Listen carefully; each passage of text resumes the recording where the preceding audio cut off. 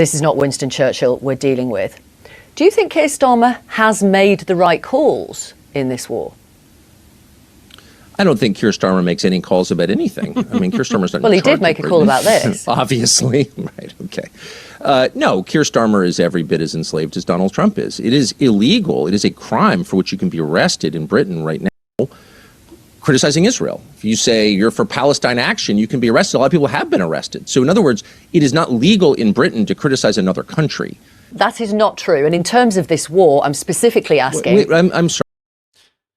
So যে ভিডিওটা এতক্ষণ প্লে হইতেছিল এটা আমেরিকার বিখ্যাত জার্নালিস্ট এবং most probably next president candidate, সে বিবিসিকে একটা ইন্টারভিউ দেওয়ার সময় তাকে জিজ্ঞাসা করা হয়েছে ডোনাল্ড ট্রাম্পের টুয়ার্ডস ইউকে যে পলিসি বা কিয়ার স্টারমারকে নিয়ে, ইউকে প্রাইম মিনিস্টার, তাকে নিয়ে যেই কমেন্ট করছে এখানে আপনি কতটা সম্মতি দেন। সেখানে টাকার কারসন খুবই ওপেনলি বলছে যে যদি তার কোনো সম্মতি থাকতো, তবে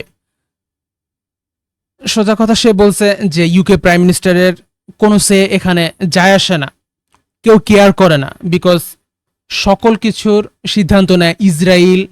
যে ইউকেতে কেউ ইসরায়েলের এগেনস্টে কোনো পোস্ট করতে পারবে না এবং পাবলিক প্রোটেস্ট করলে তোমাকে পুলিশ ধরে নিয়ে যাবে।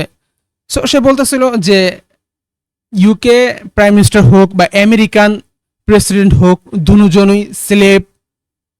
সো তার মাস্টার যা বলবে তাকে তাই করতে হবে। সো এটা খুবই বোমবাস্টিং ছিল, শুনতেও ভালো লাগতেছিল।